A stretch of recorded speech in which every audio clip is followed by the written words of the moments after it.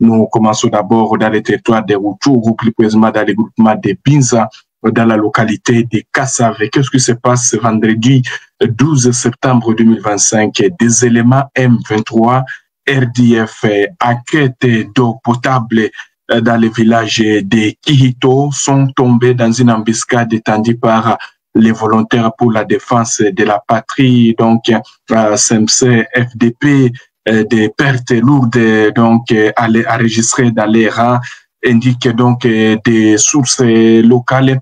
Vous devez retenir que les rebelles du M23 se heurtent à des difficultés toujours dans ces zones, surtout dans la chefferie de Bwito où les résistants Wazalendo sont toujours visibles et tendent des embuscades aux rebelles du M23 soutenus par les Rwandais. Selon donc une source qui nous livre l'information, les rebelles étaient à la recherche d'eau potable dans la forêt au niveau de Kihito alors qu'ils se renforcent toujours dans ces zones. Les Wazalendo les ont surpris et c'est ainsi qu'il y a eu donc des pertes côté rebelles du M23.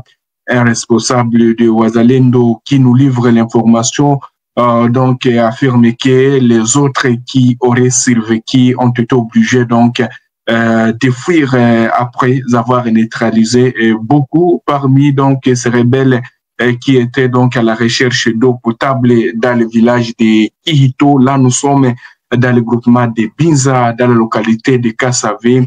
Les combats des tirs ont été signalés donc quelques minutes avant que donc ce tir ne cesse. Pour l'instant, le calme toujours règne dans cette zone de Kassavé, mais tout peut arriver vu les agitations et part et d'autre. Et vous devez retenir que ce n'est pas pour la première fois que les Wazalendo tentent des embuscades aux rebelles du M23 soutenus par l'armée rwandaise dans ces zones. Il n'y a pas de cela toujours sur ces tronçons. Les Wazalendo revendiquaient encore une embuscade contre donc des convois des rebelles du M23 soutenus par l'armée rwandaise. Merci à tous nos téléspectateurs qui continuent à nous suivre. Nous allons quitter dans le territoire de Rutshuru et cette fois-ci, nous nous rendons dans le territoire de Masisi. Hier, je le disais, chers téléspectateurs d'Afro-Info, Odessa à 43, les résistants Wazalendo ont réussi à occuper des positions stratégiques des rebelles du M23 soutenus par l'armée rwandaise sur la colline de Kassopo, une colline stratégique. Je le disais même hier, des sources qui ont été même confirmées par nos confrères d'actualité précédée. Qu'est-ce qui s'est passé ce vendredi? Donc, matin, la situation se réveille calme également dans la localité de Kibati, comme celle donc à la colline de Kassopo, sous contrôle pour l'instant de Wazalendo depuis donc le mardi dernier. Il y a donc depuis hier jeudi, après de intenses affrontements contre les rebelles du M23 soutenus par l'armée rwandaise. Si les rebelles du M23 et leurs alliés continuent toujours à se renforcer, les Wazalendo aussi donc sont bien préparés, se préparent toujours à faire face aux rebelles du M23 soutenus par l'armée rwandaise. Et vous devez retenir que dans les territoires aussi de Walikale, maintenant, il y a aussi de nouveaux renforts de rebelles du M23 soutenus par l'armée rwandaise qui sont arrivés hier jeudi dans le village d'Empeti. Nous sommes dans le groupement de Kisimba, territoire de Walikale. Selon les sources de nos confrères d'actualité précédée, des camions transportant hommes et munitions en provenance de Kichanga, territoire de Masisi, se sont arrêtés dans la soirée, toujours à Petit. Les troupes et les matériels ont été aussitôt déployés dans les différentes positions érigées dans la zone. D'après des témoins toujours contactés par nos confrères d'actualité précédée, d'après des observateurs locaux, les rebelles du M23 soutenus par l'armée rwandaise chercheraient toujours à éteindre leur zone d'influence et cela en visant la cité stratégique de Pinga, chers téléspectateurs d'Afro-Info Odessa 43. Leur objectif, donc, selon les observateurs locaux qui suivent également cette situation de près de l'ouest sur le terrain, l'objectif de ces rebelles du M23 et leurs alliés est de lancer un assaut sur la cité stratégique de Pinga afin de s'emparer Peti est à 20 km de Pinga. Donc, lorsque nous parlons Peti, la localité de Peti là est à 20 km de Pinga. Et c'est là où les rebelles continuent donc à se renforcer du côté d'Mpeti afin donc de lancer des offensives sur Peti pour contrôler Peti. Mais les Wazalendo fuient, il n'y a pas même de cela. Je le disais hier, des sources qui ont été même confirmées par nos confrères d'actualité possédés, qu'il y a eu donc une embuscade encore qui a été tendue par les rebelles du M23 soutenus par l'armée rwandaise. Du côté des Minjenje, tout proche des Minjenje, où il y a eu donc une perte dans les rats toujours des rebelles, et des témoins du côté des Mouets sont affirmés qu'il y aurait donc des camions en provenance de Minjenje qui seraient venus avec des blessés, remplis de blessés du côté rebelle du M23, soutenu par l'armée rwandaise. Et cela intervient après une réaction aussi de Guido Chimeraï, un de général donc actif de Wazalendo dans la zone, et qui a donc affirmé qu'ils sont toujours capables et qu'ils sont toujours prêts à faire face aux rebelles du M23. Et il a appelé donc la population au calme. Et vous devez retenir que depuis plusieurs mois, la cité de Pinga est dans les visères des rebelles du M23 et leurs alliés dans le but d'éteindre sa zone d'influence.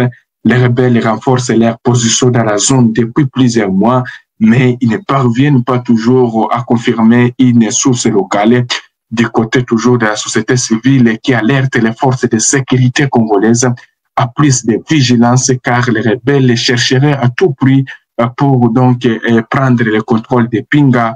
Voilà, c'est ce que dit donc la société civile, voire même les sources coutumières et administratives de la place. Merci à tous nos téléspectateurs qui continuent toujours à nous suivre dans les différentes villes de la RDC. Vous devez retenir que donc les calmes règnent sur l'étendue de Massissi, également comme Walikale, mais attention, tout peut survenir. Hein. Ne soyez pas surpris encore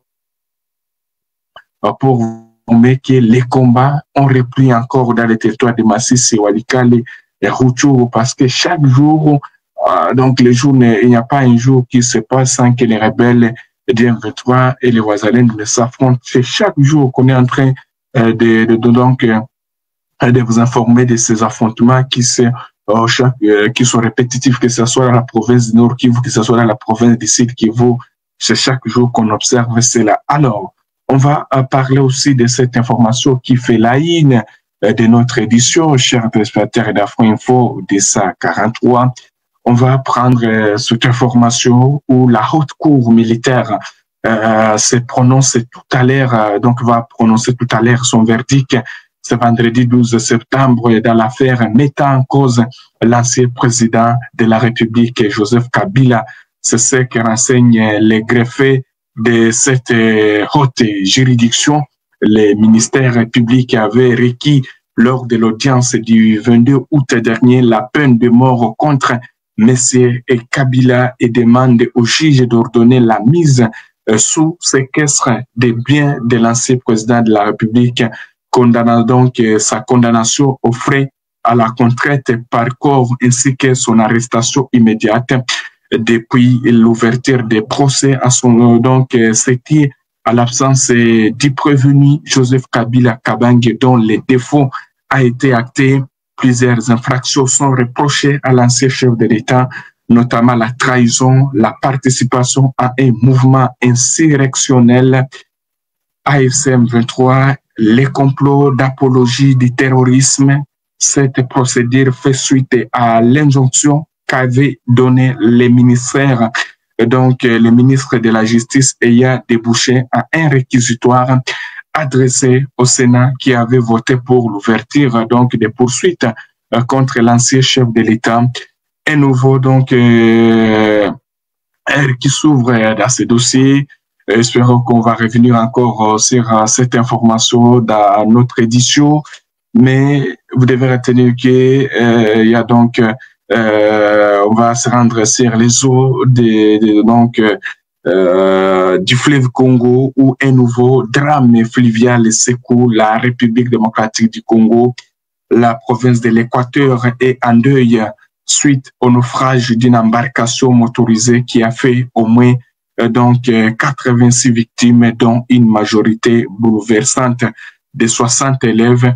L'accident s'est produit dans la soirée d'avant-hier mercredi vers 22 heures heure locale au confluent des rivières Nsolo et Baringa. Nous sommes dans le territoire de Bassankoussou. Vous devez retenir que le bateau nommé Bokenda était en route vers le centre de Bassankoussou après avoir quitté le secteur de Ouaka lorsque le naufrage est survenu. Voilà, donc merci beaucoup et à tous nos téléspectateurs qui nous ont suivis dès le début jusqu'à la fin, chers téléspectateurs d'Afro-Info 243. Nous sommes heureux de vous retrouver. Est-ce qu'il y a des questions de nos téléspectateurs? Il n'y a pas donc des questions. Merci. On va revenir encore ici pour vous donner d'autres nouvelles. À tous et chacun, portez-vous bien. Les informations continuent sur toutes nos plateformes. Nous sommes arrivés à la fin de cette édition. Merci à vous de nous avoir suivis jusqu'ici. Si vous avez apprécié ces contenus, n'oubliez pas de vous abonner à notre chaîne, d'activer la cloche de notification pour ne rien manquer de nos prochaines vidéos. Likez et partagez cette vidéo. On se retrouve très prochainement. À bientôt.